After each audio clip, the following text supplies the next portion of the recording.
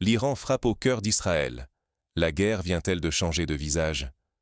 En pleine nuit, Téhéran a lancé ses missiles balistiques Khorramshahr 4 sur l'aéroport Ben Gourion et une base aérienne majeure de Tel Aviv.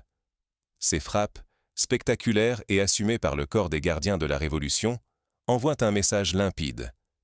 Désormais, aucune cible n'est intouchable, et le conflit ne se limite plus aux frontières établies. Pendant que les sirènes retentissent à Tel Aviv, le monde entier observe, retenant son souffle.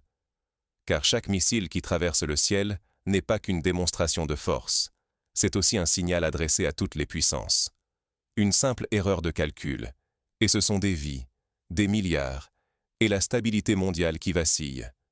Jusqu'où cette escalade peut-elle aller? Pour comprendre pourquoi cette attaque marque un tournant inédit, il faut décrypter le contexte et la technologie derrière cet affrontement. Des missiles sophistiqués, des ripostes coordonnées. Quelles forces s'affrontent réellement? Pour comprendre la gravité de la situation, il faut d'abord regarder les armes en jeu. L'Iran a mobilisé son missile Khorramshahr, capable de frapper à plus de 2000 km, avec une charge utile dépassant la tonne et alimenté par du carburant liquide. C'est l'un des engins les plus redoutés de la région, suffisamment puissant pour menacer non seulement Israël, mais aussi d'autres bases stratégiques dans un rayon immense. Face à cette menace, la riposte a été immédiate.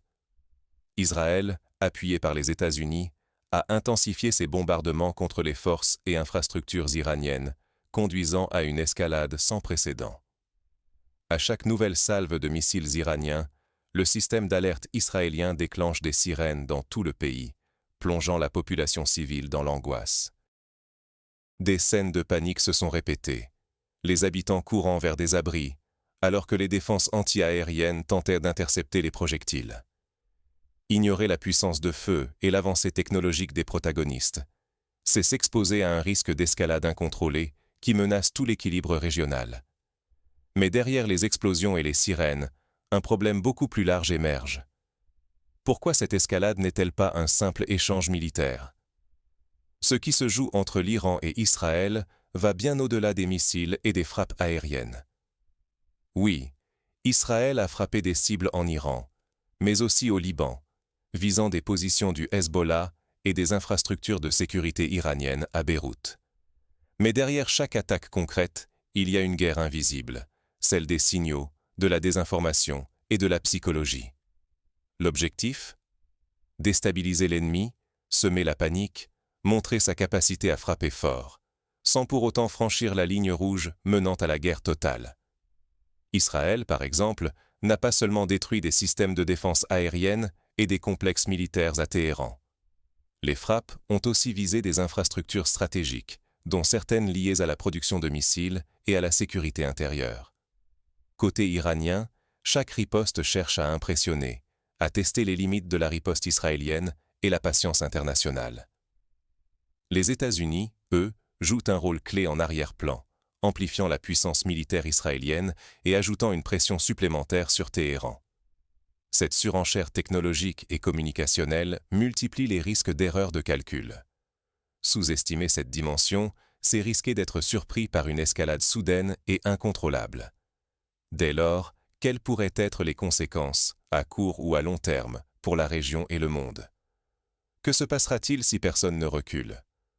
Les scénarios qui se dessinent aujourd'hui sont vertigineux. Selon le Pentagone, la guerre pourrait s'étirer sur plusieurs semaines, jusqu'à 8, d'après les estimations américaines. Déjà, des frappes ciblent des infrastructures stratégiques, y compris des sites liés au nucléaire iranien.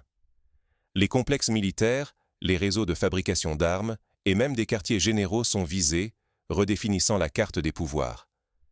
Mais plus le conflit s'intensifie, plus le risque d'erreur grandit. Un missile mal dirigé, une riposte trop forte, et c'est une escalade qui peut toucher des civils ou embraser d'autres acteurs régionaux. Hezbollah multiplie déjà les tirs contre Israël depuis le Liban. L'implication d'autres puissances n'est qu'à un pas. Si la spirale ne s'arrête pas, c'est toute la stabilité du Moyen-Orient, voire du monde, qui pourrait être balayée, avec des conséquences économiques et sécuritaires que personne ne peut encore mesurer. Mais au-delà du chaos, quelles leçons tirer de cette confrontation titanesque? comment déchiffrer cette guerre moderne et ses conséquences pour nous tous? D'abord, il faut comprendre que l'escalade actuelle ne concerne pas uniquement l'Iran et Israël. Chaque frappe, chaque riposte est un signal qui traverse toutes les frontières. Les marchés vacillent, la sécurité de nos données est testée, des alliances sont remises en cause. Ce qui se joue à Téhéran, Tel Aviv ou Washington finit toujours par impacter Paris, Berlin ou Pékin, parfois sans qu'on s'en aperçoive immédiatement.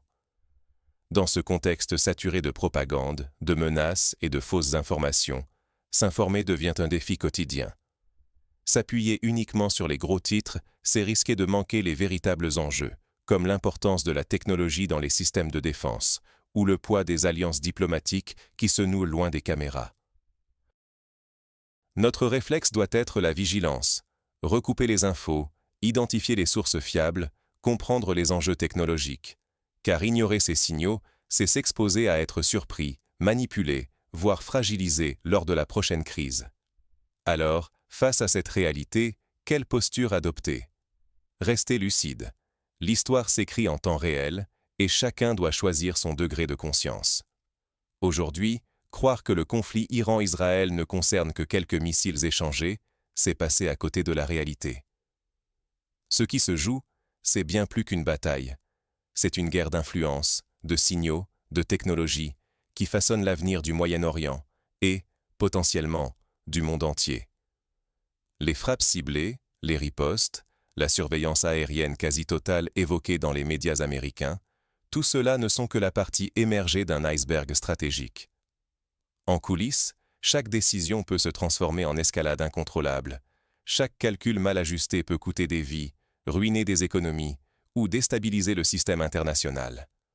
Rester passif face à ces bouleversements, c'est laisser d'autres écrire l'histoire à notre place. Alors, informez-vous, questionnez, analysez, car ce qui se passe aujourd'hui décidera de la sécurité de demain.